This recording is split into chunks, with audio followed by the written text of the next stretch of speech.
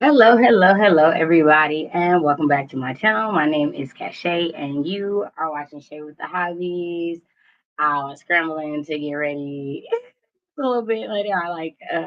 Drug my feet a little bit too long this morning, getting everything ready at the last minute. But no worries, we are going to get into a quick little 20-minute because I'm going to fix me a bowl of cereal, get my coffee together, and I am going to be ready to get some words in. It's the first day of August, and I really, really want to do a good job getting some words in for the day. So I appreciate y'all being here. Let me see. Let's see. Do I have? No, I don't. Okay.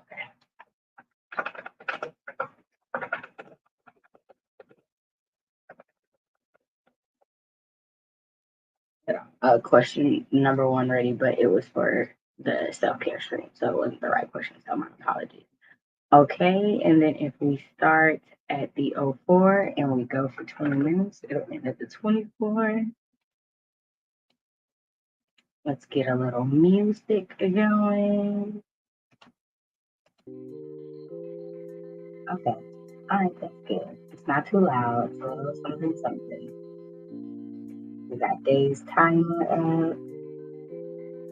My computer was not working yesterday like I wanted it to, so I wasn't able to stream yesterday. I had to redo everything, so now I gotta go in and sign into everything. Wait, I wasn't trying to start the timer just yet. Hold on. Pause. Good morning, Vina. I hope you are ready to get some work in. And if you want to co-host with me, let me know. I'll send you the link. I'm just writing for a couple hours or anything, so nothing special going on. Just let me know. But I am trying to get work in and do better this month. I did write more words last month to make it better so it wasn't my least writing month of the year, but it still wasn't great. So this month I'm trying to do better. Been doing some rewriting the past few days. Okay. All right, love that for you. All right, y'all, we're gonna get into a quick little 20 minutes so I can get settled in and work on my goals for August, and then we'll get back to it. So in 3, 2, 1, y'all write them words.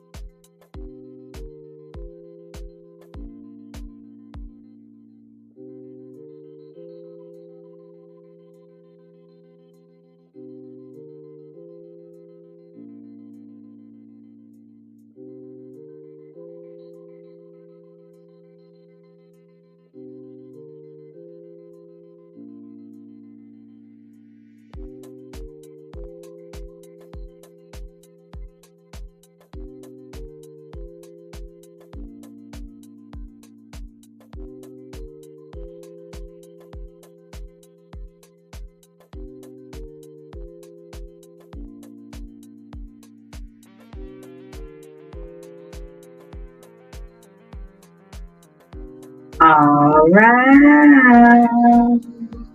How did everybody do? Let me know how you did in the comments. And welcome to my lovely co-host. Hello, hello. How are you? I'm good. Like that round, I was just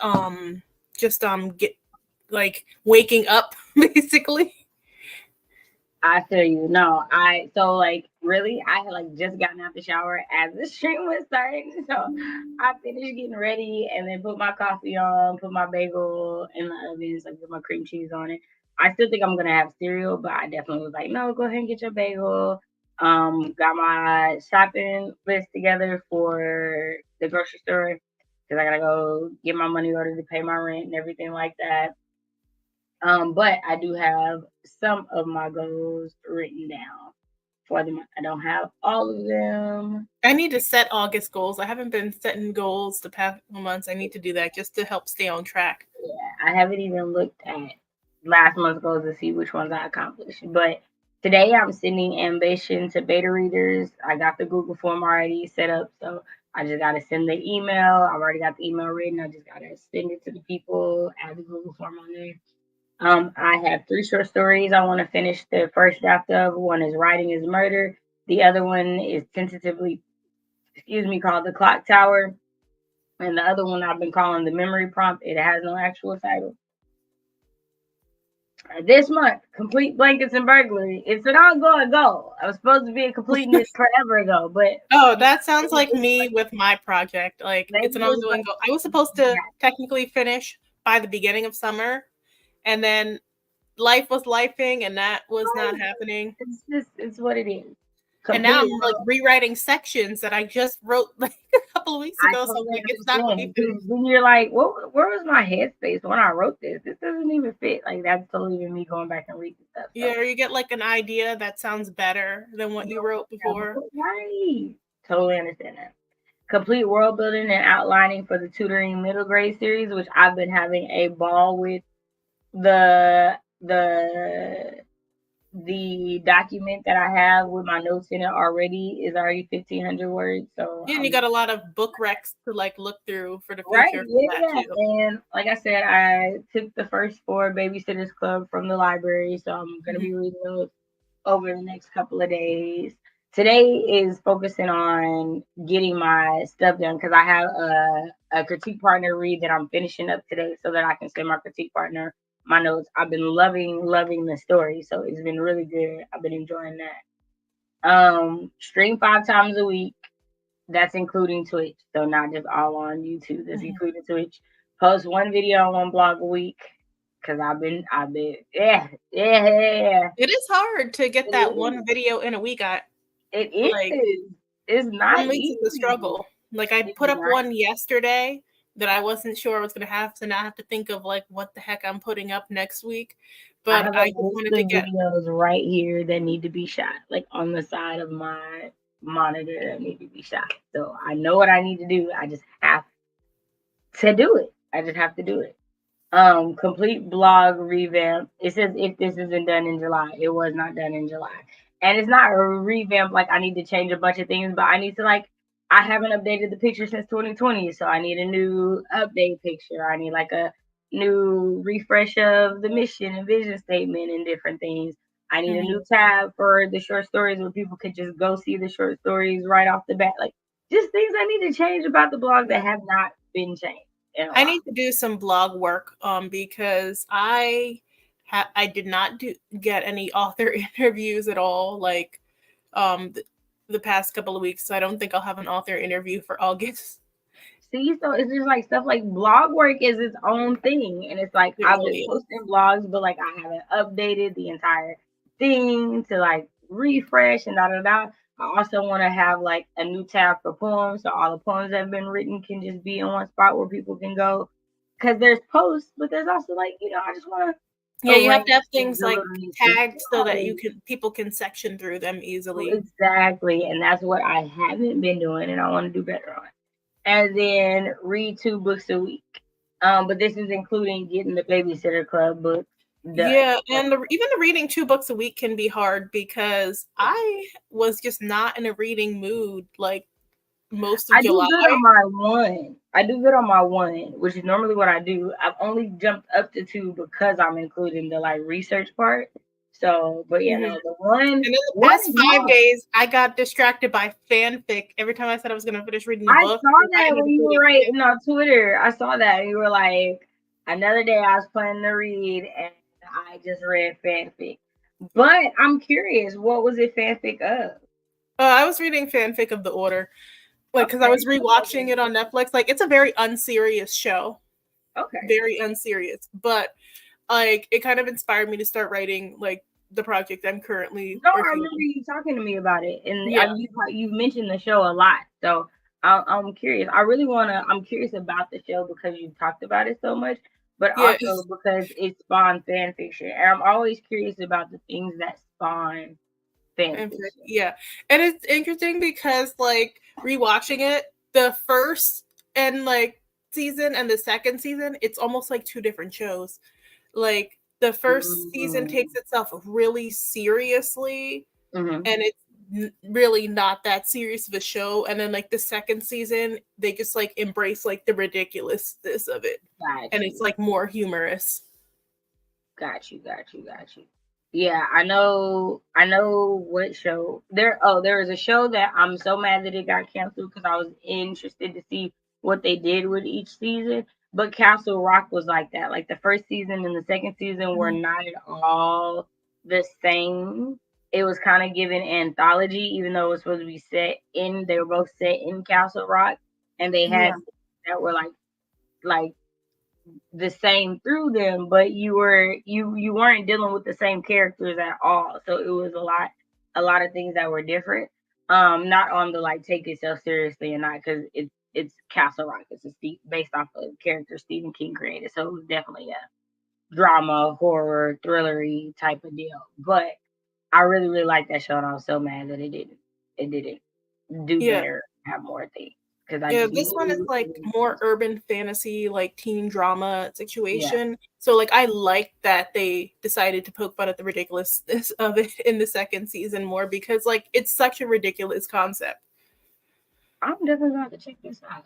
So as y'all see, Vina joined us and she was making some video and she with some breakfast and then hopped on And with I us. need to do a wrap up later for Yeah, July. I still have to do a quarter 2 wrap up.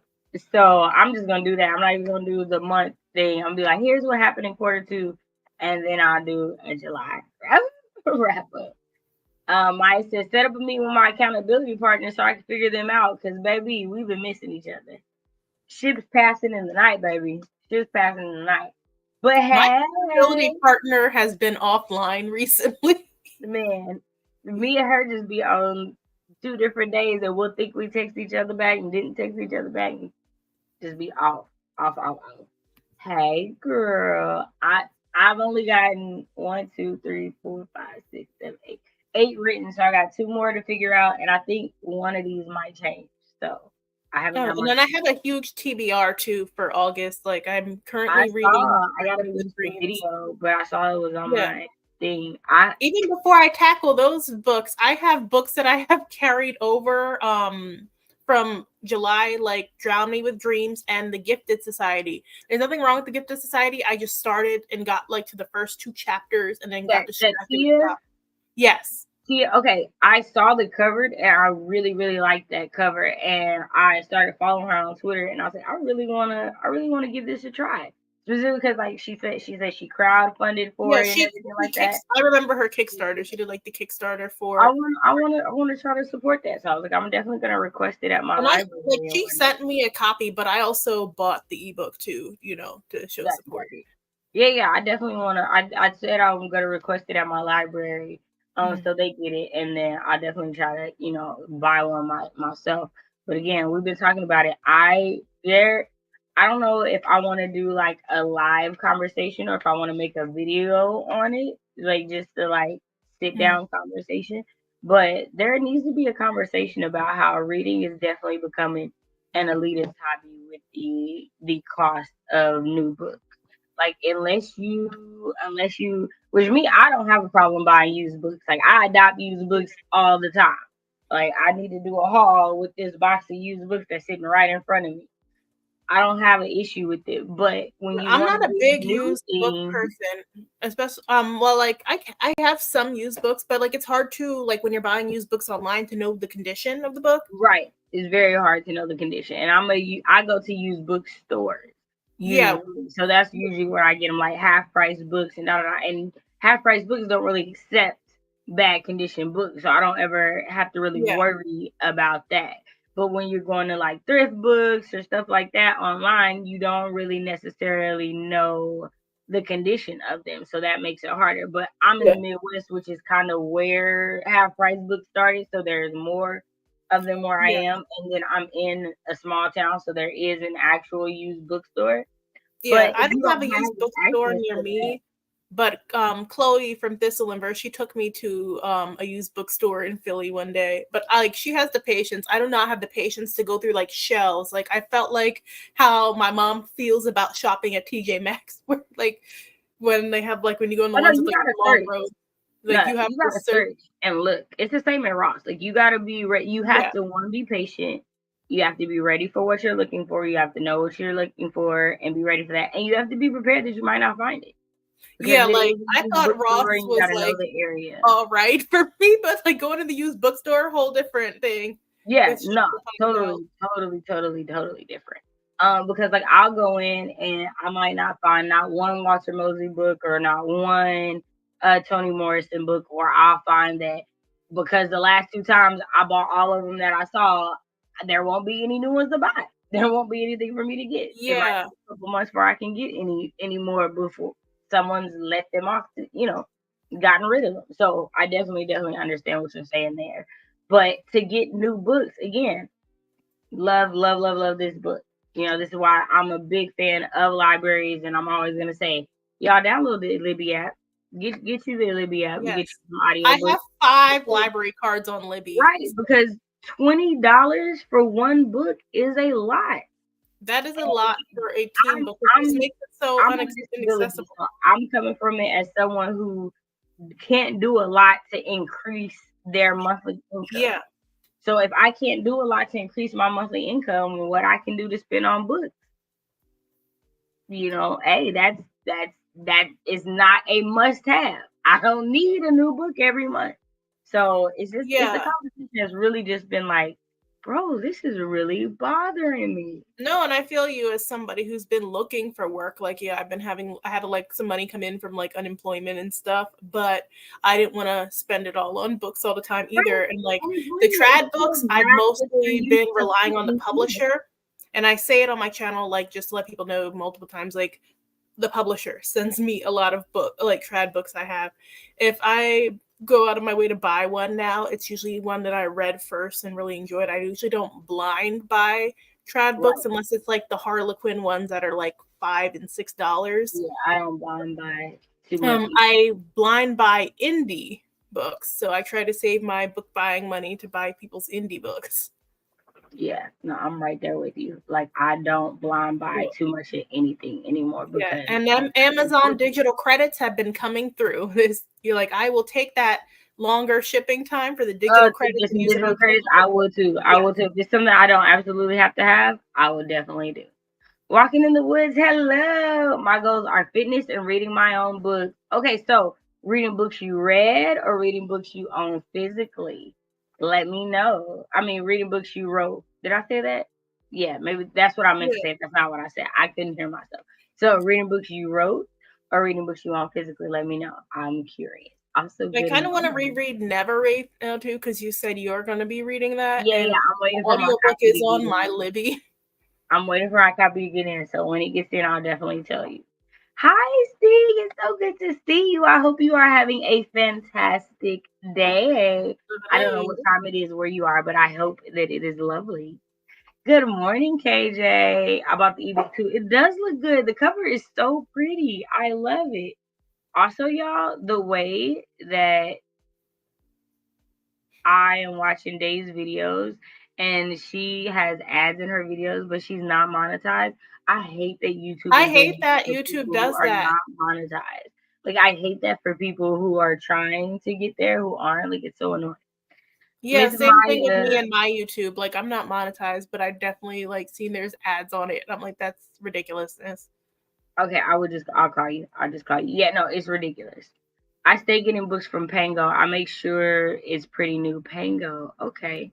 I haven't heard of that. I'll have to look that A up. lot of you booktubers use it to sell their old books. Got you. I Okay. haven't used it, but I know a lot of people buy from it. I don't have the patience to like try and sell books. That's a hard thing too with selling books. Like, you're not guaranteed to make even remotely the money back. Yeah, I just be donating. Like I just be like, Yeah, I hey, just I do got a end bunch up of books. donating. If y'all want them, let me know, or I'll take them to the little free library, or I Yeah. will take them to the library and just give them because it don't really be bothering me that much. Libby is amazing. I have four library cards on there. Looking to add one more from the next city over, but I have to go in person. Libby stays clutch. Plus, there's a mood reader, stay at home mom. It is perfect. Also, in the Discord, if you scroll up, Vina put a couple of library card links in there. So if you don't have those, you might want to do that.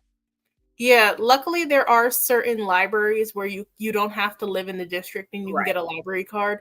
And then like dependent upon your state too, there are certain libraries where like as long as you live in the state, you can get a card. That's how I have the card for Philly without living there, and I have the card for Pittsburgh without living in the city because I'm like, That's nice. I need these library cards. Like Pittsburgh gave me a temporary one, it expired. I called them and they gave me a permanent one. Oh, that's nice. That's really nice. I Okay. like to have the options. No, I definitely like having options. I need more library cards because sometimes it is hard to get stuff or it takes forever to get stuff because Yeah. And I remember they talking to only the got people one at my copy. library, my local library about it. Like, I guess they put more money into Hoopla and paying for the higher tier of Hoopla. So less Mm, money goes into Libby. interesting. I have to Because ask I because know it's like funny how I use one over the other because yeah, that makes sense. I use Hoopla more for my local library just because we have the higher tier, so we have all the movies, magazines, Mm, um like you can take out more ebooks and audiobooks, whereas like I've heard other people talk about what their Hoopla looks like and then they don't have like half these features. got you. Okay, that makes sense. That makes sense. Okay, you guys, question number 2. If y'all were here the last time it was up, so yep, you can edit it. If you didn't, it's a new question. What is the thing you want to write and or read that you haven't yet? We're putting 30 minutes on the clock. Why did I put the time that it is now? That don't even make sense. So if I do 30 minutes and it starts at the 43, then that'll take us to the, let's see, 15 will take us to the hour minus 2, which would be 58.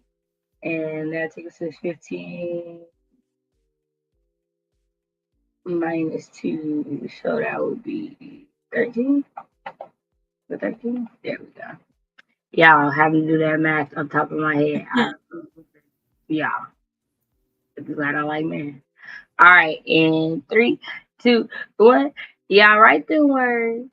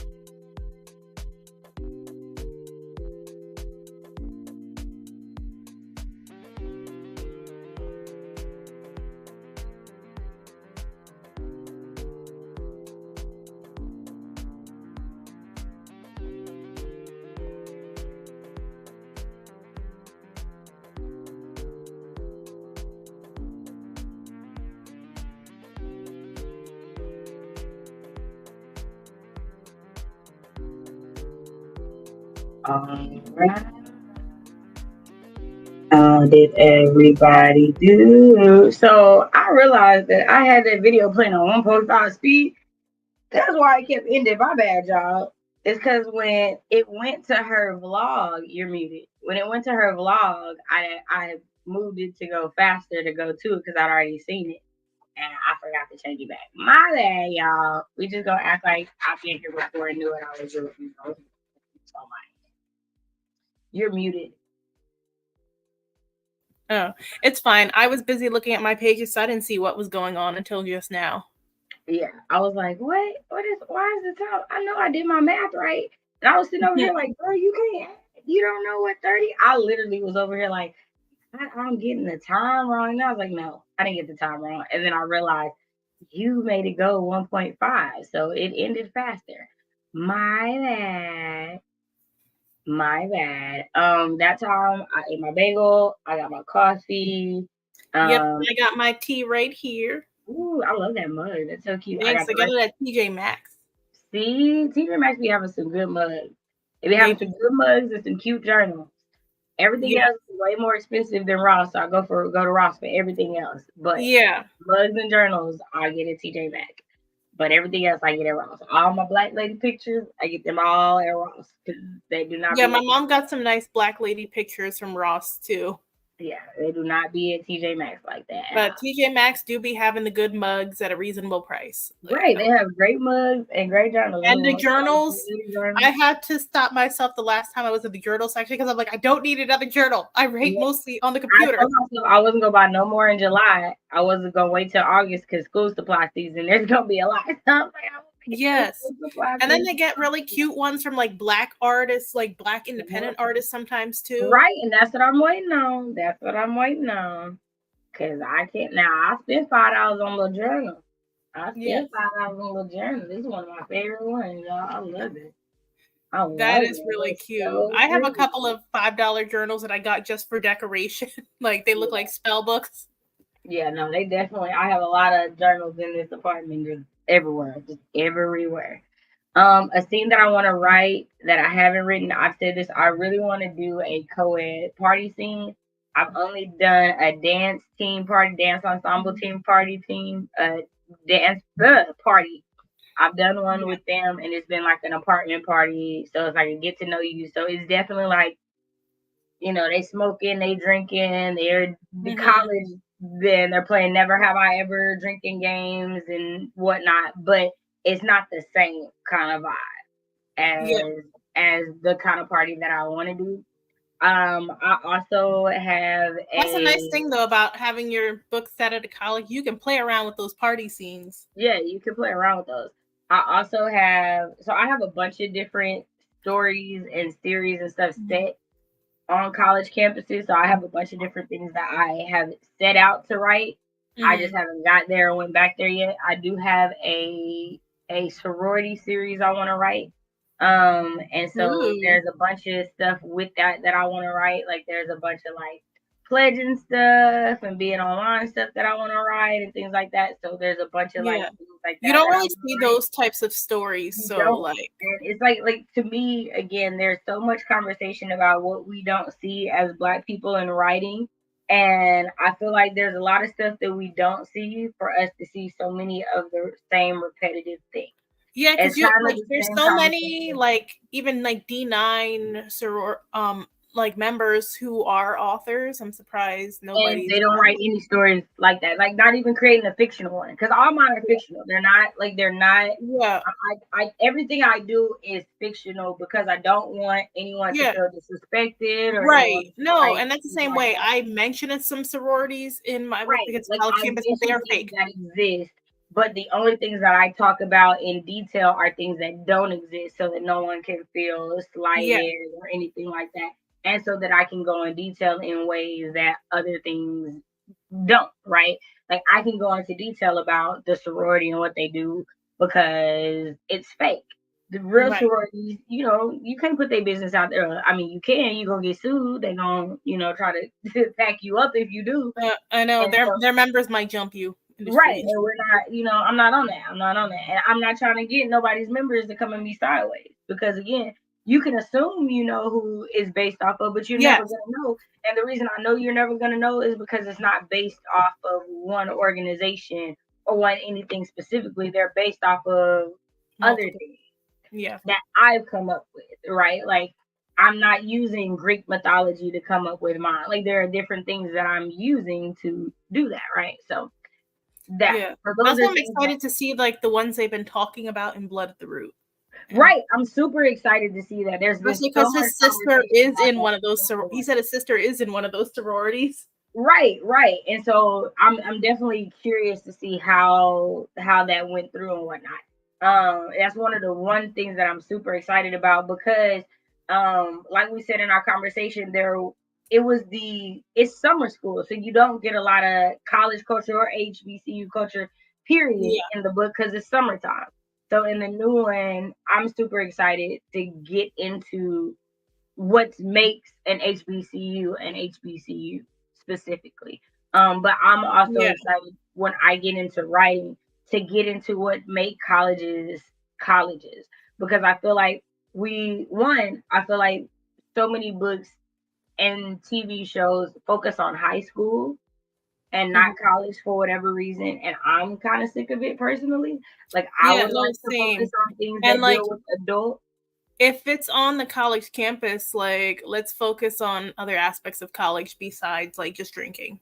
Like Right. that's part, There's but a like lot that's that not the goes whole on. thing. There's a lot that goes on college campuses. And so those are things that I want to write and read because I don't see a lot of them. Yeah, Um, like one of the scenes I want to write, and I just thought of it the other day. I have a Discord that I use for this, like all my works. I have different Discords for them. So I have like a tab in the one that's just like random scene ideas. Every time I get like a thought, I put it in there to come back to in the future. So I wanted to like just do like a funny scene because they are hunting demons on this college campus, just like one of those radical Christian people like on campus, like prophesizing about the demons coming. Because you have a lot, like at least on public oh, for campuses, sure. they can't go on the private campuses, but on the public campuses, anybody can go on and start like Oh, for talking sure. nonsense. And you get those crazy radical Christians trying to come at people sideways, and people argue back with them and stuff like that. Oh, for sure. Like on our campus, they're having a lot. They Yeah, all did the like time. stand-ins about Yeah. like why you shouldn't what's the word? Why you shouldn't what is the word?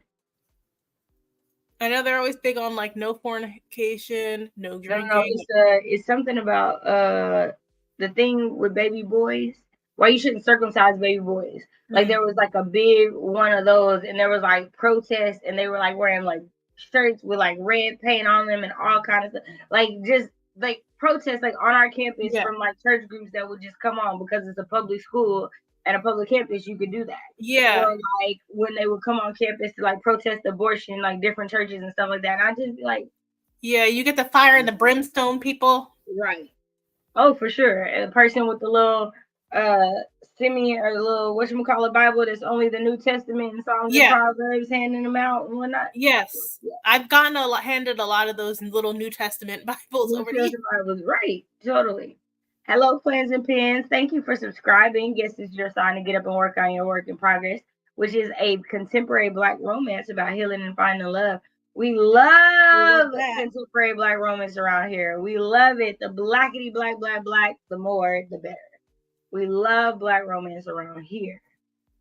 I just read I guess it's kind of like a Black romance because I feel like the man was coded as Black, but I read like a demon romance. That was an interesting experience. I don't think monster smut is for me because I'm like, it's just a little too much ridiculousness going on here. And like, it was heavy on like the slapstick, like physical comedy, but it was like the humor of like, I'd say like high school type of humor. So I wasn't really vibing with it. I can understand that. I want to write a magical cat burglary scene. I want to read a fun distraction scene with lots of fighting. Man, I still stand by the fight scene with Grandmama Aya and Blood at the Root was one of the best fighting scenes I've read in a long time. Like I just loved like imagining these three different generations of Black people fighting on this expansive yard. Like I'm seeing the teachers fighting, I'm seeing the college students fighting, I'm And seeing writing the a fight scene is grandmas not fighting. that as easy as people It's think. not There's a lot of moving pieces, and you can kind of tell if an author doesn't like writing fight scenes because right. it's You know, flat. it's like you're going to sleep when you read. Because it's not just like about the hand movements; it's about the dialogue and stuff that's going on throughout. Right. The action that's going on in the scene. No, I totally, totally, totally agree. All right, y'all ready to get into another one? I definitely am. I also want to see this magical cat burglary scene. Yes, I want to see this cat I would like to burglary see scene. what kind of obstacles that get put in their place since they do have magic to fend it off. Right, for sure. It's also got me thinking about because y'all, I'm finishing up this critique of Day's book, and it's a fantasy book, and I'm thoroughly enjoying it because it's making me think about magic like in a different way. Just reading it, I'm like, oh wow, this is just such a cool concept. And Yeah, I haven't played around with magic a lot. I've only written the one little short story with anything magic in it, but I see how it draws people in. Like I see yeah. how people like I see there's so much that you can do with it. Like I get it. There is, and like as editor, it's just trying to find how you want to use magic. Like I know a lot of people go to like the blood magic route lately, but I'm like that has more restrictions. So I decided to do something that's like a little bit more elemental based, and it's trying to figure out like, okay, now where does their power stop?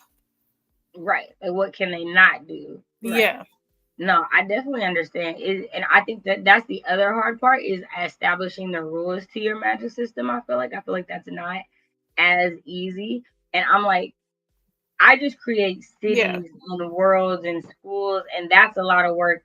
I can't imagine doing that and then creating a magic and its own rules on top of that. Like it's a lot of work. And I'm just like, Yeah. y'all fantasy authors got it. Yeah, no, and as somebody doing it right now, I'm like, I see why people go like the magic comes with the price like route of like you can only do this much and blah blah blah, just because it's easier to restrict. For sure. I get it. I totally get it now. All right, y'all. 30 minutes on the clock. In 3, 2, 1. Y'all write them words.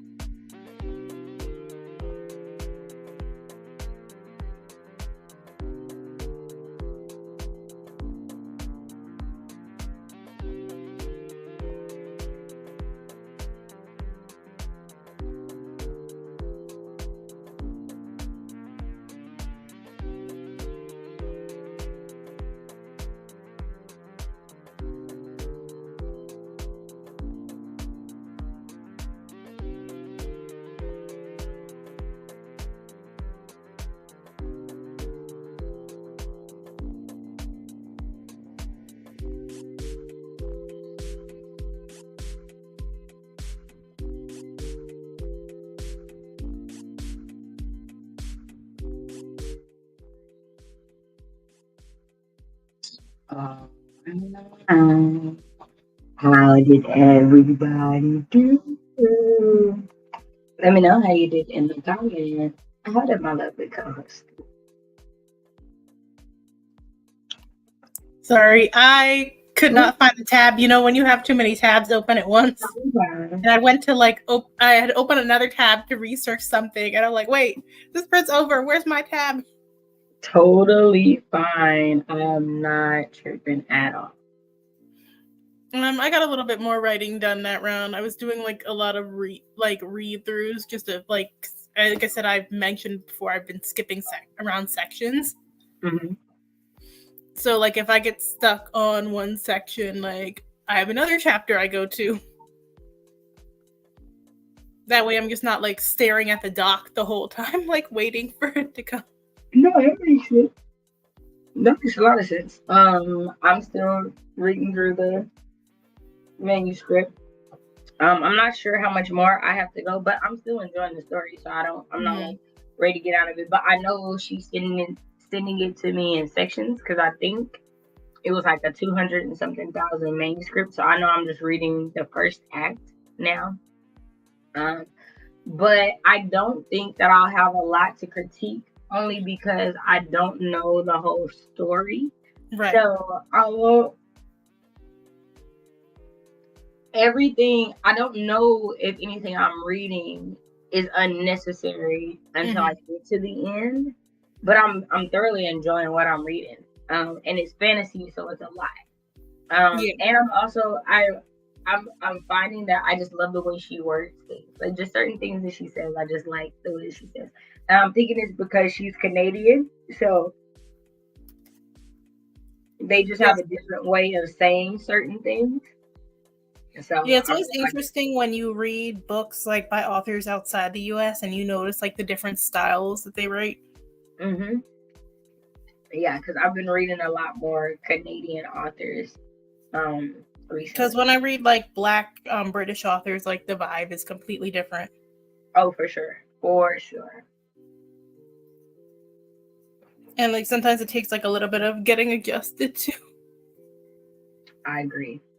So last month, July, my favorite books, it was a tie between Blood at the Root by Ladarian Williams and The Girl in the Lake by India Hill Brown. One was YA, one was middle grade. The reason that it was a tie for me is because I felt like they both were very Black stories. I think that they both showcase different dynamics of Black family that I don't see a lot of.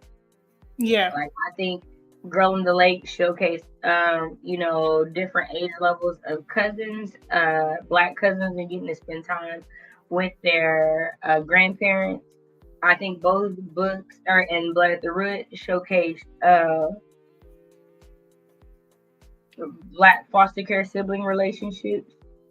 I find it always like interesting to read those stories because like it's like for me, since my parents were immigrants, I didn't really have a lot of my family in the US. So like I always think about like the people who come from big families who like are generations here.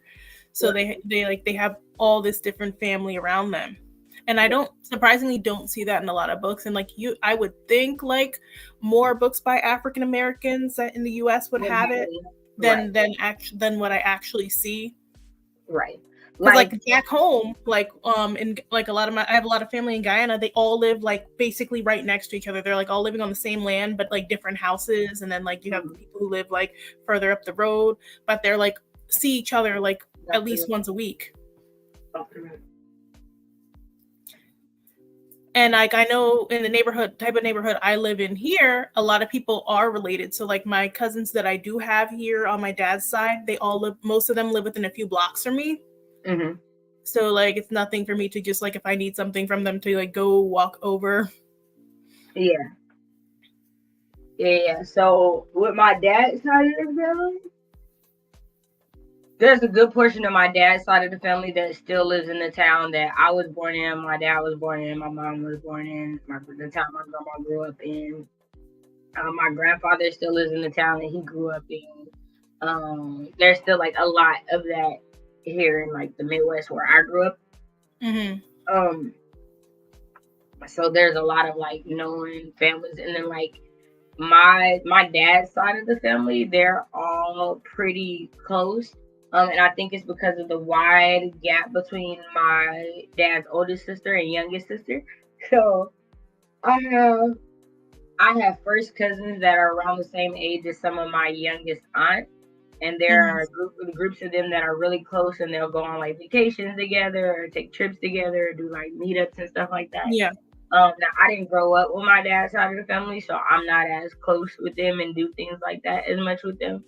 Um, but Yeah, like my that's dad's how side of the family is very spread out because like his dad had multiple children with different women, yeah.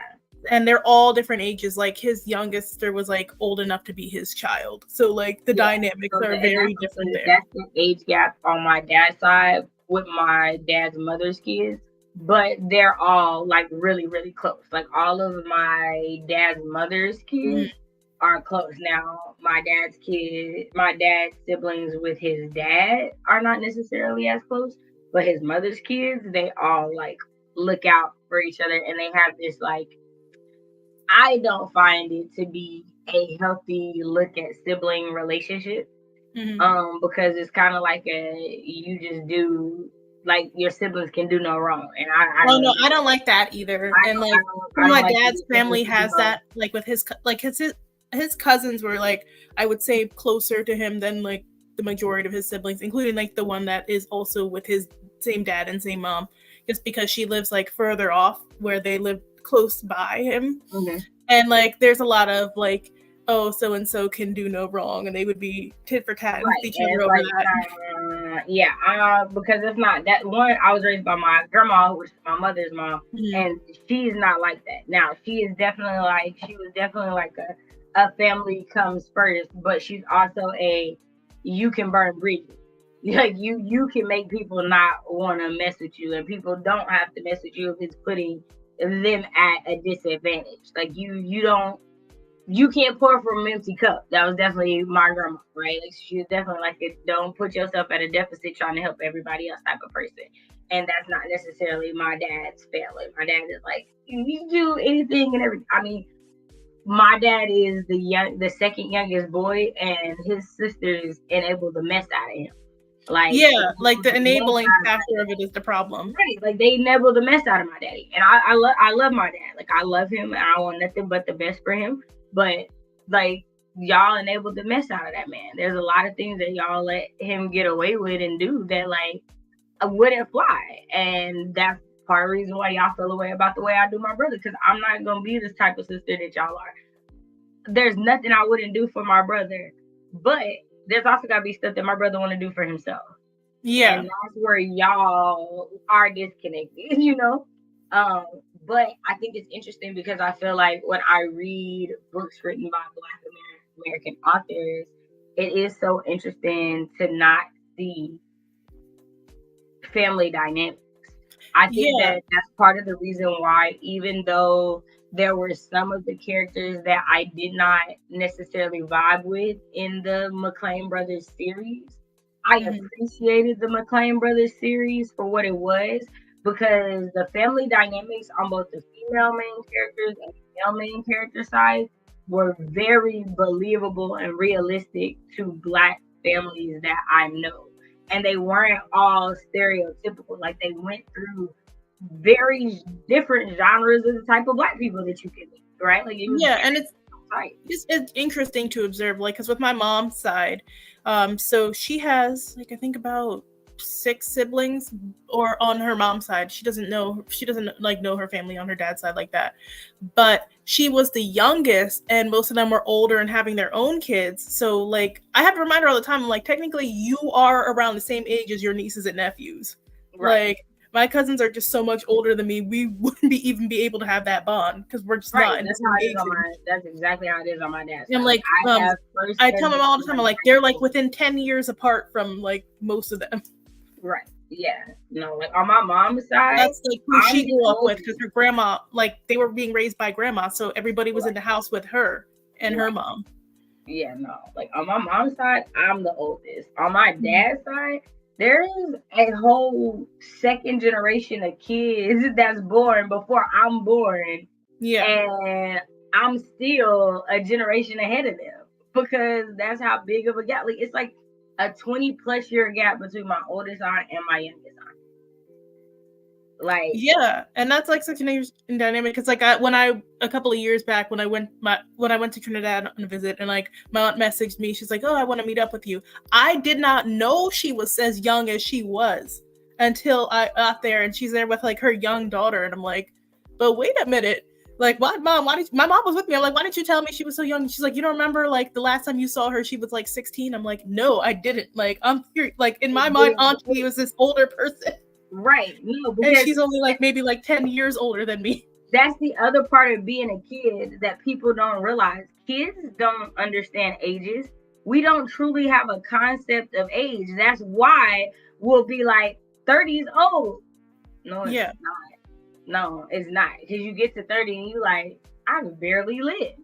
Like, there is still so much life to go on. But you don't really have a concept because an aunt is just an aunt who's an adult to you. Like, they're just on the same playing field. You just think that they got to be the same age as your mom or around the same age.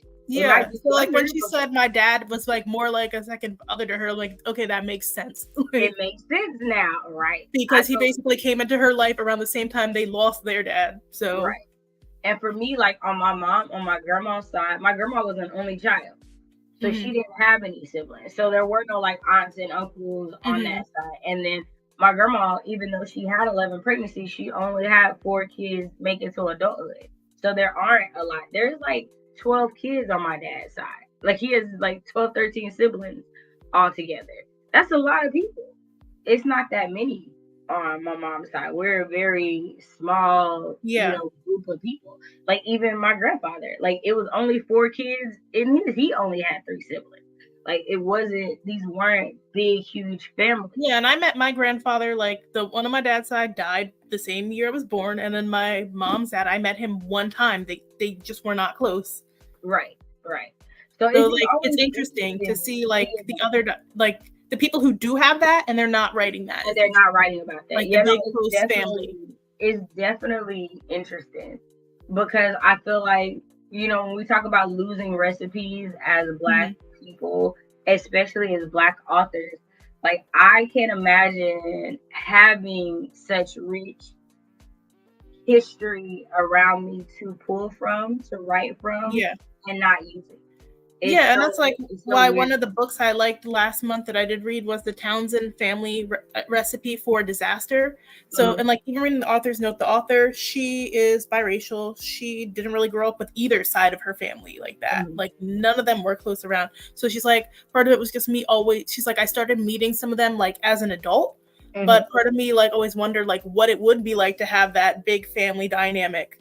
That I think you always hear about, because she didn't have that on either side. And in the book, the main character, she grew up mainly with her mom's family. Like, she didn't know her dad's family. Like, he would go visit his family without her. So like, she's about to get married to this white man, and then she feels like she's the odd one out as the racial woman in this very white family. So she decides to reach out to her dad's family after her grandma passes to try and get to know them better. So like, it addresses like just dealing with like the different family dynamics, and also that whole aspect of like, you weren't checking for the Black side of your family for so long, like, and now you're about to marry this white man, you come like running to us.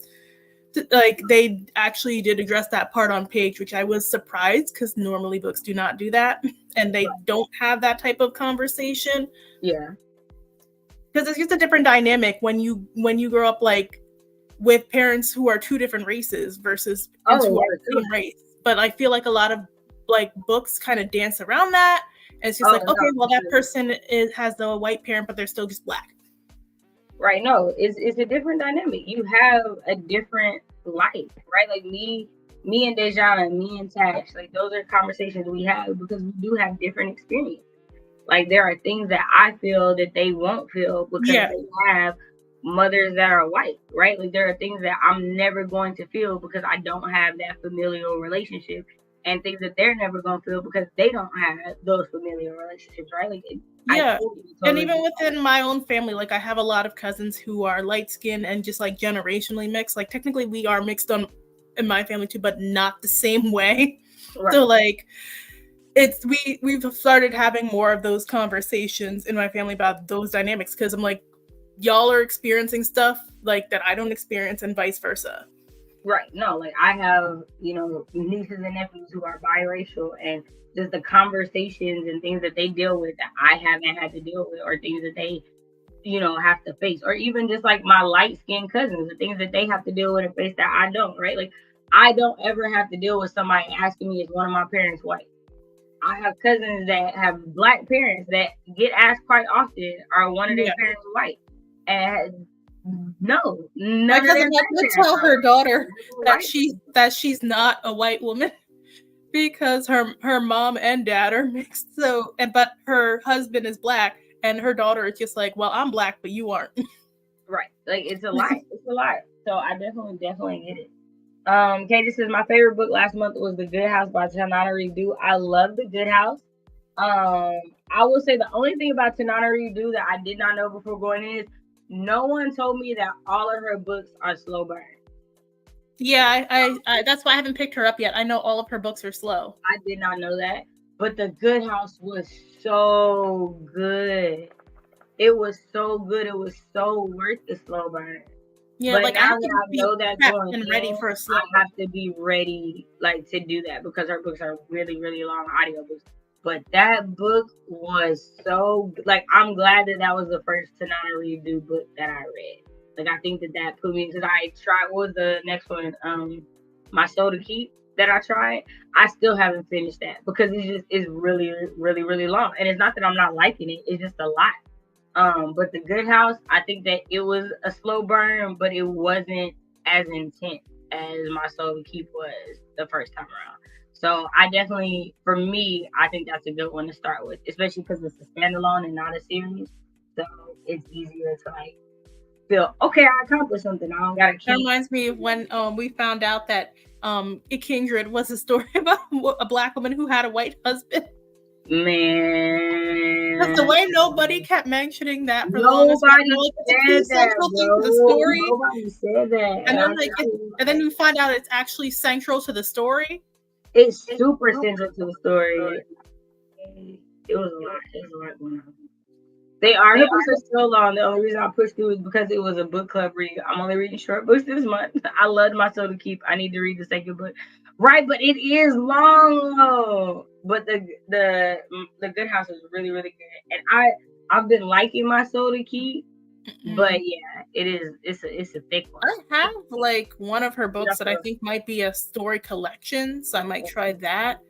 Because I'm like, maybe if it's like a story collection, it'll just be easier to get through. But I also have The Reformatory. Have not read it yet. Reformatory. It says it's a 20-hour and 51-minute audiobook. Oh, okay. So I might start that on October 1st and finish it on October 31st because, wait a minute. Yeah, because I'm like, the way that would take me all day. But I have also The Wishing Pool and other stories via audio by her. And that's just a collection of stories. So I'm thinking of starting with that instead, just because it's like 8 hours. So it's not as lengthy. Yeah, I can do an 8-hour. And I'm trying to read more collections. So there we go.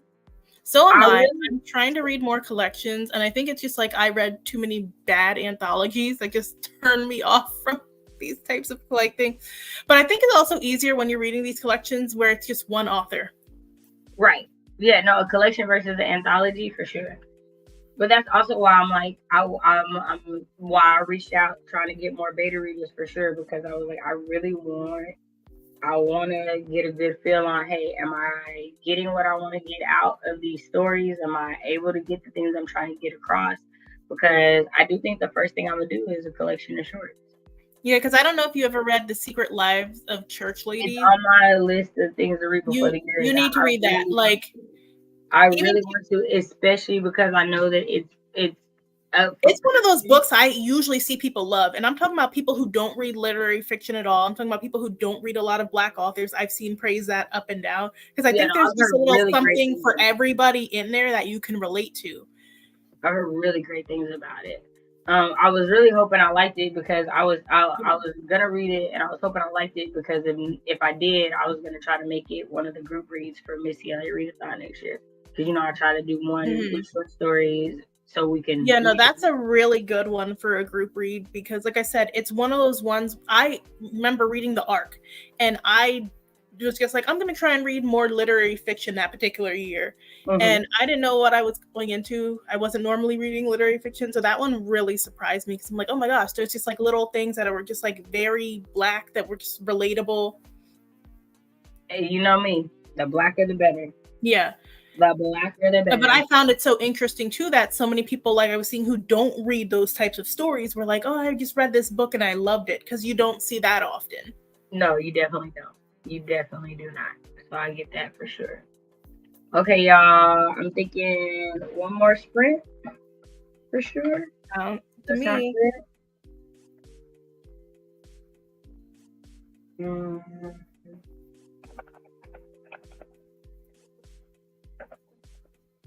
Now I got to figure out what I'm doing for my wrap up later. Right, man. I'm like, what? I know what all I read for the second quarter. I got to take stock of what all I read for July. And they're supposed to announce who won the prizes for the summer reading challenge this week. So I'm that's exciting. Did I get it? I want to. Yeah. And then oh my gosh, politics has just been hectic. Because I got distracted a little bit the last sprint, because then I saw they're saying our state governor might be on the ballot with Kamala. So I'm like, well, what does this mean? Because I'm like, so then who would be his replacement if he all those different things to think about. I'm not making that face at you. My phone told me somebody calling me from Michigan. I don't know nobody from Michigan, so I'm not answering that. You gotta keep ringing, baby. You gotta leave a message if it's important. I don't know nobody in Michigan. All right, last question. What's your man, girl? I'm not. Well, I definitely had to mute her name just for peace of mind on Twitter because it was too much.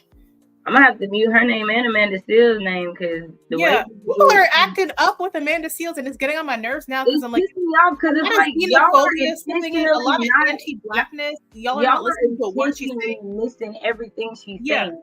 Like literally, she'll get on the live addressing something that y'all have tagged her in and made about her, and then y'all will make a new video about something she didn't even say it. And I just it's getting on my nerves now. Like it's really like y'all want people to be mad at her. Like they got mad at her for addressing being how her own fans have just been supporting her. Right. Then y'all get mad because she addressed the video that y'all created about an interview that was a year old. You shouldn't have created a video about a year-old interview if you didn't want somebody to address it. That's your fault. And then they keep picking apart what she said over a year ago, and then think she don't have the right to address it. Then the part that gets me above everything else is they're like, why does she give the same questions to Trump? Because Trump don't answer to me. I'm not voting for him. And the thing is, she didn't have that sit down with Kamala recently. She had it before. They were picking apart old audio yet again. That was the problem. I need y'all. This isn't recent. This was years ago. Like, why are y'all not talking about stuff that happened? It is again. I just y'all just want to be mad about something. Y'all just want to be mad about something. I don't understand it. I don't get it. Let me fix this banner so we got the right time. I don't understand wanting to be mad about something for no reason at all. Yeah, I just I'm about to mute her name too, just because people talk about the way in which Black women are treated online, but that all goes out the window when it comes to her. It goes out the window when it comes to her. It goes out the window when it comes to Simone Biles. Simone that told y'all to stop talking about her husband and let it go. I'm about to mute Simone Biles next because of the way they keep bringing up her husband every 2 seconds. Man, y'all did the same thing to Hallie too. They're not leaving these men. Leave them alone. You don't know these people. They are happy with the people they with. Let that go. Bro. If it was a white dude, y'all wouldn't let it go. If she would have married a white dude, exactly. Just let it go, bro. They happy. That man is there. Like, how are you going to tell somebody about their records. husband and you know nothing about their husband? Man, literally, all you know is that interview. Well, they shouldn't have invited us in their lives. They don't. Literally, we don't know that much about them. From an interview, you don't know nothing about that. She ain't leaving that man, and she don't need to. Like, what? For what? Because he said something y'all don't like? They are still young. Like, they're... who was saying perfect shit in their 20s? Raise your hand. Raise your hand. I know, like, they were mad, but he's sitting in the stands at the Olympics that he took Oxford time off.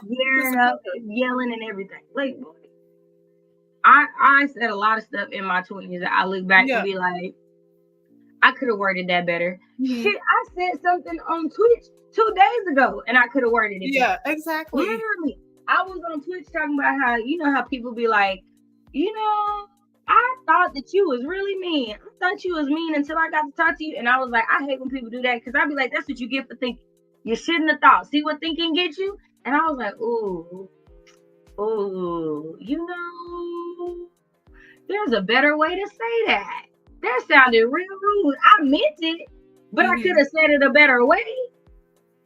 Right? Like, there's always a different way you could have said something. And like I don't understand why xenophobia keeps entering the chat when it comes to Amanda Seales, because it's like people forget she's African American. Right. Like, and they keep trying to separate her from her African American. Her daddy's from America. She's lived in America her whole life. Why are we talking about that? Like, I don't understand why it's like they keep trying to say, well, she doesn't know the experience. She didn't grow up with her dad. Okay, but she still lived in America. Right, exactly. If everything you said was online, we would all be embarrassed. I said stuff IRL like, oof, could have said that nicer. Oops, I didn't have all the info. Right. Or things you've been raised to think and then you got out in the real world. And then you were like, oh no. That's not the best way to think. And we're a fast changing world too. Like, there's a lot of stuff like even 10 years ago that's different. We don't think the same. We don't move the same. Like, oh my gosh, give people grace, bro. Yeah. Like, again, I'm giving people grace. I'm allowing people to grow. I'm allowing people the option to change and move on. Because what have I done? I've grown and changed and moved on, right? Like, I am not the same person I was 4 years ago. I'm not the same person I was last year. I'm not the same person I was 10 years ago. Like, bro, let it go. Yeah, even certain language we use, like, I'm like, I can't recommend people any old books unless I read through them again. Because, like, we used to call people nappy-headed. Right. And I mean, I still say nappy. And I don't mean it. I'm not trying to be like rude, but like some things it will become and it can come out negatively, and you got to think about that, right? Like, some people will not read Long Division and like it. Some people will read Long Division and will read it and hear all the things that are said in Long Division and and go off. And other people will read Long Division and understand the time it was set, understand the type of people is being written for, understand who wrote it and everything that's going on in the story. And it's a completely different thing, right?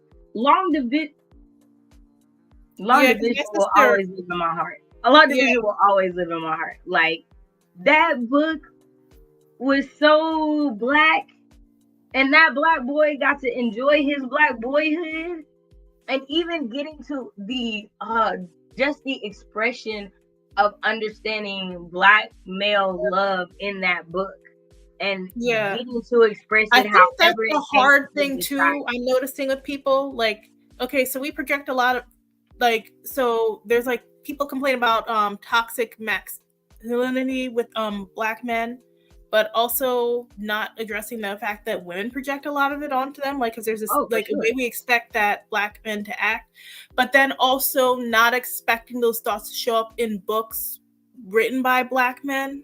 Man, because first of all, the black male love in Long Division, I love.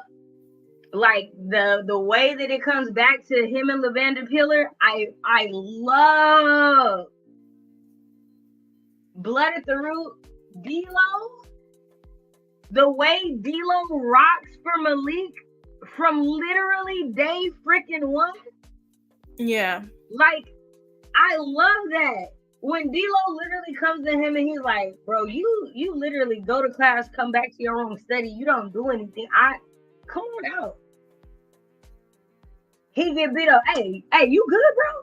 Hey, y'all boy on some bull. Hey, you good though. You good. Like, it's just some levels to black boyhood that, like, as someone who has 5 brothers, as someone who has a lot of uncles, as someone who has a lot of male cousins, right? Like, the family member I'm the closest to is my cousin and his family, right?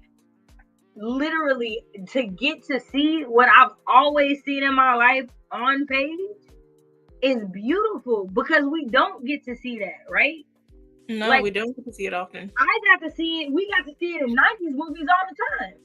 We got The Wood, we got The Brothers, we got movies with black men being friends and hugging and talking out the stuff that they got. And hey, no, dudes, you wrong.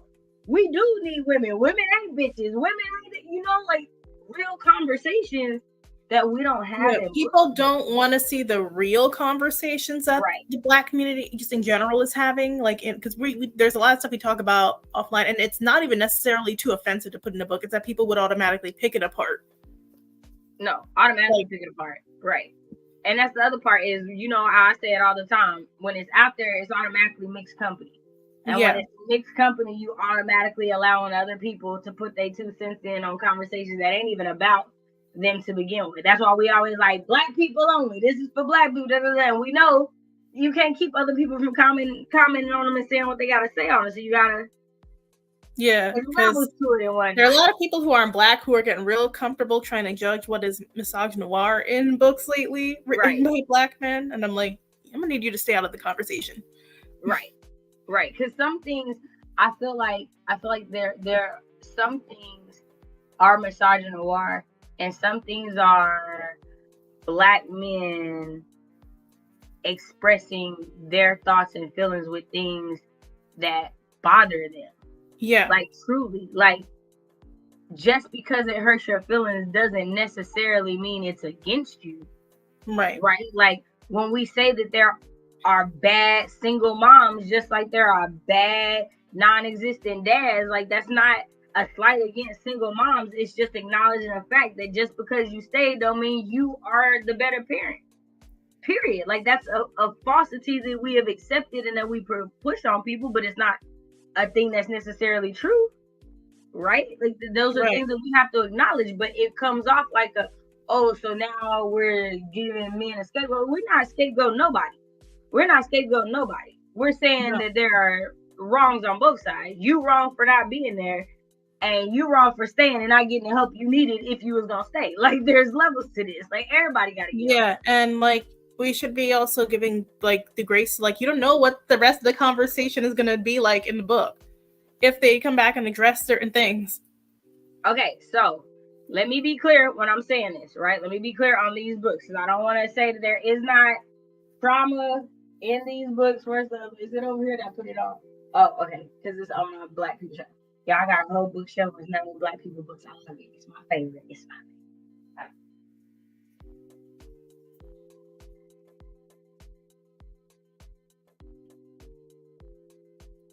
Okay, so they are not love stories. But Long Division was the one I was talking about. And so they're not love stories. And this, literally, he's in love with a girl named Shalea Crump. But in the story, they're 8th graders.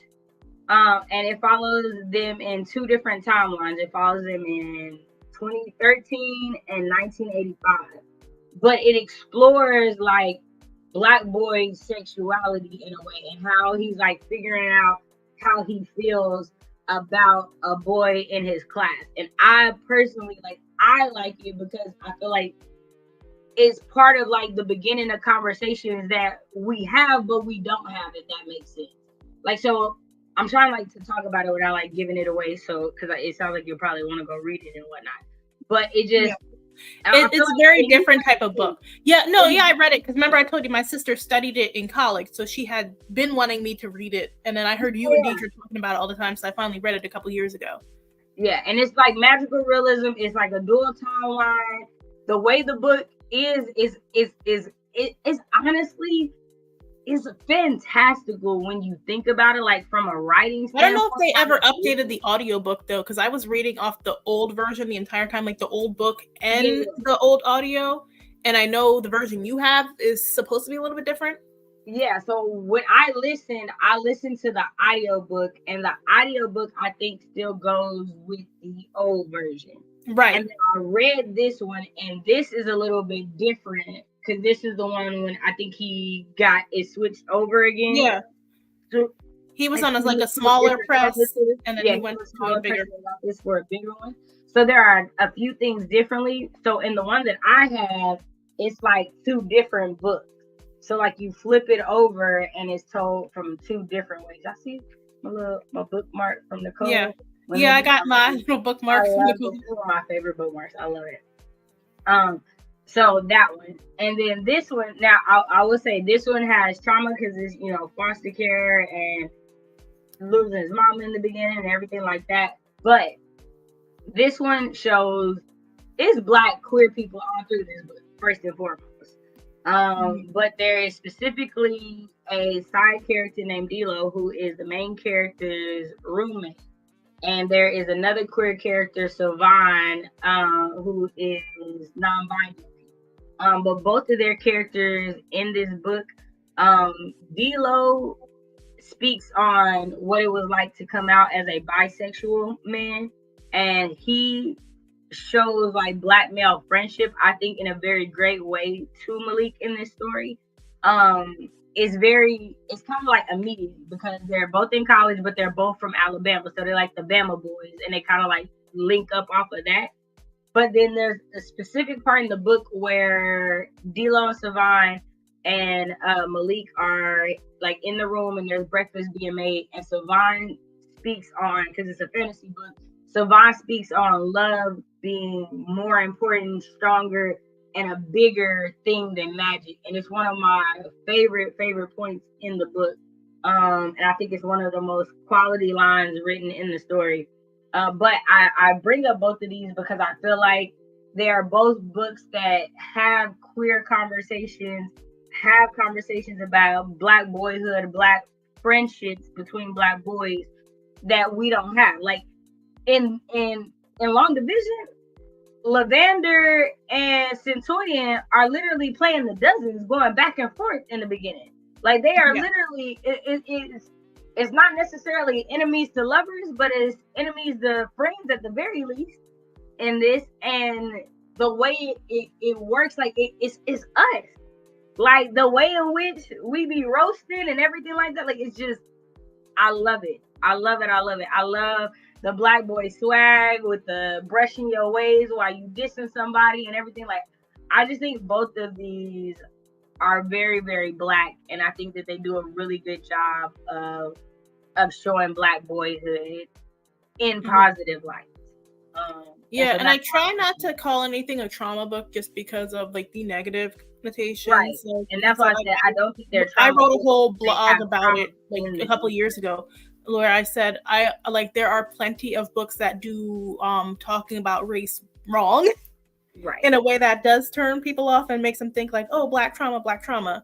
But then like there's certain things where like Black characters go through trauma the entire book and people don't consider it Black trauma. Like at the time when I had written that post, I was talking about Children of Blood and Bone. A lot of people were like, oh no, this is not Black trauma. I'm like, they're literally all Black people who are traumatized from the start to the end.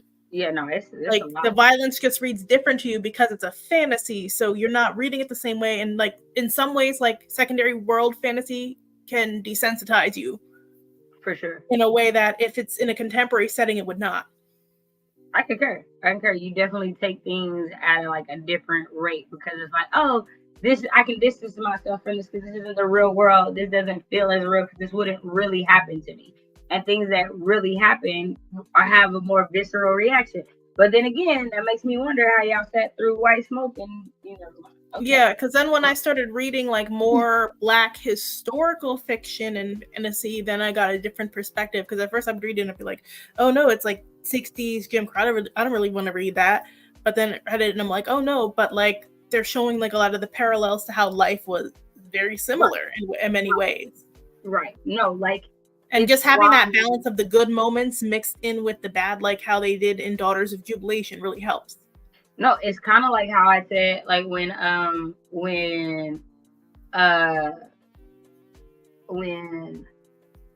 Bree was making the argument that slave narratives counted as horror for us, because like it is like because of how traumatic that it can be to be in that headspace, to have to read that and be in that moment, right? Like those things do actually exist, and they it's a different thing to have to put yourself in that mindset as you're reading that. So yeah, and I hear a lot of people talk about like, oh, so many Black books, they're just like slave books. I'm like, where are these slave books that people keep talking about? Like I hear people talk about how we need to get more books that aren't just slave books. Where are these slave books?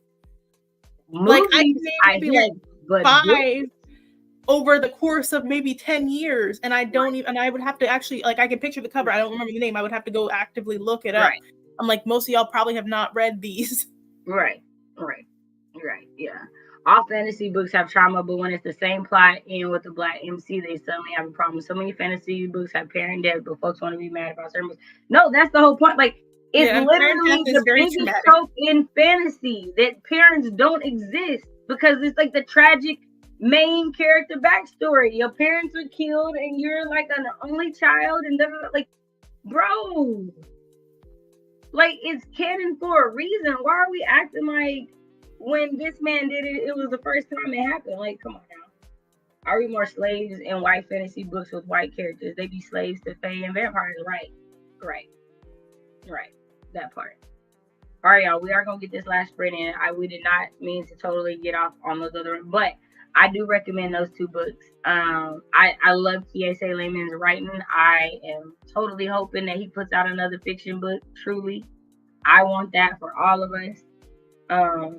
Yeah, and that's like been a goal of mine, like that I said every year, is just to make sure I'm reading books by Black men as well. Yeah, no, I've definitely been trying to increase the number of Black men that I read every year. And yeah, and like, and that's something you have to like remind people, because we don't think, like, unless somebody points it out, you don't think about it. Like when I would always see people be like in their readathons, remember I told you, like, people always say, oh, don't read books by authors set in the US or UK as a prompt. And I'm like, but you're not reading books that, like, that are about the UK Black experience, like, at all, to even make that a prompt. It's not like they're all over the place, like readily available. Even within the UK, Black authors there complain that they get pushed aside by publishers for in preference for Black American authors, like who have like a little bit more buzz to their name. So their stories are just set in their regular neighborhoods are not getting published. Interesting. So I might put a UK prompt. And that's something that a friend who lived there told me like a couple years ago. And I was see that though, but I mean, we had this conversation about old girl setting her book in America, and we've been like, why? You haven't been there. But if it's and then like there are people like her, and then like a couple like Hallie Hibbert and stuff who do like write towards the American audience. And I honestly, I'm gonna say this is one of my favorite things that is why I appreciate Lazelle's books being set in Canada. Like I'm thankful for that. Like I like getting my slice of Canada through reading her books. I appreciate it. Yeah, like I know a lot of like Black authors who are living outside the US, there's this expectation to write towards the American audience. Yeah, don't do that, y'all. Write for who y'all want to write for, because we gonna come and find it. I promise you. Because I'm write for who you want to write for, not for these people. Please. Not I gotta change the banner again because the minute changed again. Okay, last time. All right, y'all. Last one. In 3, 2, 1. Y'all write them words.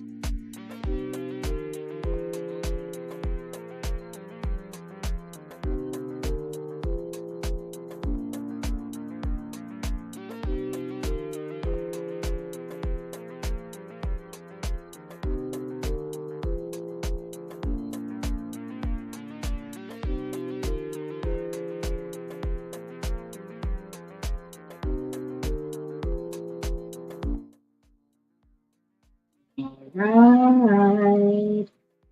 Did everybody do? Let me know how you did in the comments. And how did my lovely co-host?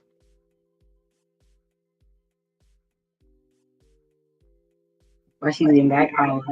Okay, so I got some words written, and then I also finished my makeup because I want to film my wrap up after this. Okay. I see you, girl. I see you. I got back to finishing my reading. So that's how I worked out for this one. My main project for August is honestly going to be the short stories because I would like to get. I want to get Blankets and Burglary finished this month, but I would like to get the short stories finished more so, because I would like to go into the last quarter of this year with the stories that I want to put in the collection at least all drafted, so that I can get them to readers to like know, hey, what do I need to change, so I can start getting it to an editor and whatnot, so I can work on book stuff. That makes sense. Like for me, my goal in August is to definitely get some more author interviews. Like, because I need to look and see who I want to interview and talk to. I also do want to make it further in this fantasy project. The goal for the fantasy project, I want to finish by the end of October at the latest with the first draft. Because then November, December, I want to go back to the Christmas romance project that I had been working on that I have not touched like since the beginning of the year. Okay, gotcha. I love that. Okay, so we got Adrian in here, and then Blue, who is streaming on Twitch. I came in there because I'm modding for her, so I came in her Twitch to say hi. So she came in to say hi for me. So hey. Then Nell came in. I can't stay but wanted to pop in and hit the like and say hello. Thank you, Nell. Appreciate it. I missed the wind down last night, but I gotta come back and watch the replay. Okay, just said my main project for August is working on my magical girl story and outlining my heist story. I really want to read a heist because I love heist movies, but I'm not. And I've been saying we need more Black magic girls because I feel like in the 2000s, especially, Magic Girl was like everywhere. Like, yeah, you were a fan of one group, right? I think we do need more Black magic girls and not just magic for the term of like fighting a conspiracy, just magic, just Black magic. Yeah, like stories. That's what I like about the magic girl genre. It's like just girls, like some of them are like really girly too, just fighting against evil. Right. Also to film again. Ditto. Okay, so friendly reminder. Ooh, y'all. It's the coffee. Always not always. And then you and I got our little buddy read. Right. Yeah. Our buddy read. I'm excited for that. And I got all these, not these right here, but these from the library that I want. Oh, you got a stack. Yeah, I got a little stack. I got the Earthseed duology. Rex's 2, right? Parable of the Sword and Parable of the Talents. And then Black Leopard and Red Wolf, because I've heard a lot about Well, yes, I need to read that one too. I have the audiobook, but I need to heard so much about it, but I was like, I haven't read it. And people said it's intense.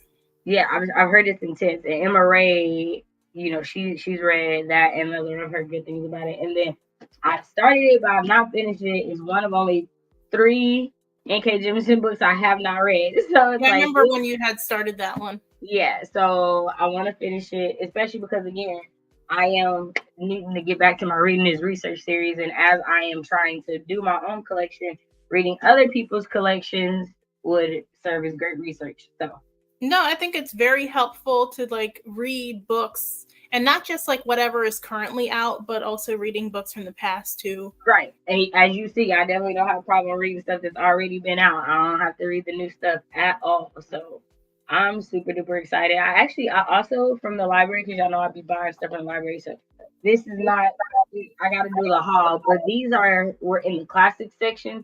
And y'all know, okay, y'all know me and my Frasier. Yes. So anytime I see something that is referenced on a Frasier episode, I buy it so that I can like become acquainted with it. So of course they've mentioned Candide, and I was like, oh, this is small. I can like read this. Yeah. And then The Glass Menagerie. and I've never read it, but I know Tennessee Williams, and I've read some Tennessee Williams plays in college, and so I was like, okay, I could read The Glass Yeah. Menagerie, like, so yeah, so Frasier is just such a great show. It just really does hold up. And it's like you go in thinking like this is just some pretentious white sitcom. This is not going to be any type of funny. And yeah, they are pretentious, but the way in which they do the right, like comedy. Frasier really does, like, and it has its moments. Like, don't get me wrong, like, it is white as hell, and it Yeah. has its moments that you are like, oh, these some white ass people for real. Yeah. But like, it is unapologetically white. Like, it does not, like, Yeah. he's white and he knows he's white. And there's even moments where I'm like,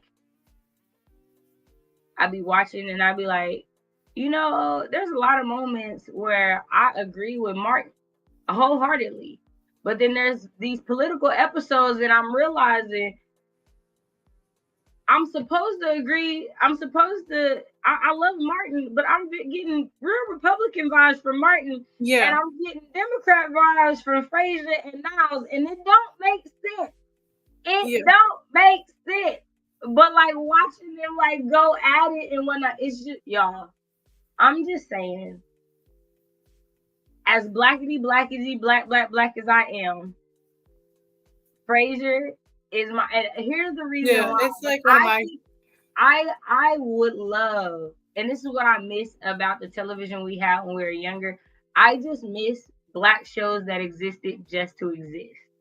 They didn't have to have a purpose. Like Frasier didn't have a purpose. Like Frasier was just a show that existed. It wasn't trying to teach you a lesson. It wasn't trying to do anything. Like, I miss when we had black shows that just did that, and we're it's just also funny though watching and trying to figure out who some of those celebrity voices were when you realize. Oh, like, on the call, and then you gotta wait till the last episode of the season when they show you who called in. Man, I love it.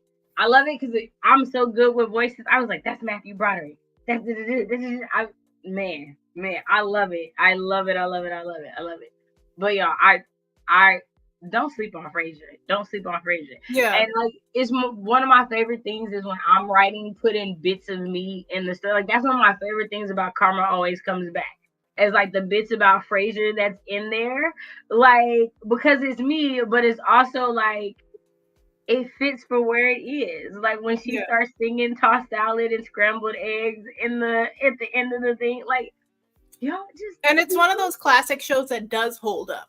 It does. And also, I like the spinoff. Like, I like the new one. I like the little spinoff too. I know people are like, oh, it's different vibes. I'm like, but it's he's also different older. Vibes, but it's still funny. Season 2 is coming out in September. I'm just letting y'all know. I already saw. I was like, what? Y'all got renewed? Y'all coming back?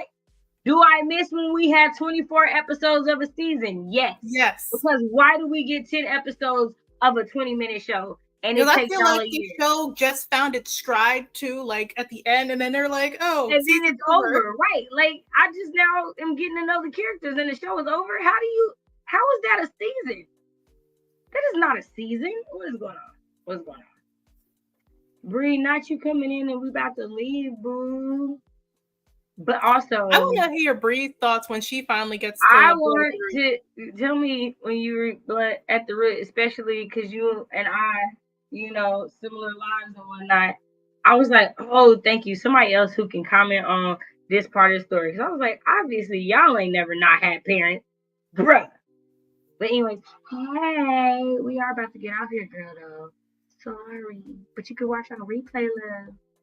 But anyways, y'all, you are enough. Everything about you is enough. Whatever happens today, tomorrow, or the next day, you can and will get through. There is a light inside of you that the world needs to see. So be the best you that you can be, and share that light with the rest of us. Thank y'all so much for hanging out with us. I appreciate y'all so very much. Whether you are here now or you're watching on the replay, I appreciate you coming and choosing to be productive with me today. I will be back tomorrow at my normal 7 to 9 in the morning getting my stuff done, but I did just want to come on and get in here. 14 years and aged out. I totally understand, girl. I went ahead and got emancipated. I was like, let's just get on out of here. So I understand. Definitely. And hey, and if you need to take your time, because it definitely had a couple moments that like triggered the mess out of me at times, and I had to like stop. I even texted her about it. So if you want to message me and ask me what they might be, I'll like send you a voice note and whatnot, just in case there might be. Because like their word for me, and I used triggered in the actual Yeah. way. Like I actually was No, like yeah, no. crying and Like what I knew like the stuff with the grandma was going to be a trigger for right. you. But at the But same it time, I was couldn't also like necessarily you tell you the couldn't stuff that was tell going to me, be. right. So that's why I was like, I know. That's why I was like, text, like I know you couldn't say nothing, but girl. Love you too, girl. Appreciate you. All right, y'all. Thank y'all so much for being here. Thank you so much for coming in. Okay, y'all. I'm gonna get out of here before I stay on for way more longer than I intended to. But I will see y'all tomorrow. Thank you for co-hosting with me, Vina. Have a All good day, right. y'all. Bye, Bye. y'all.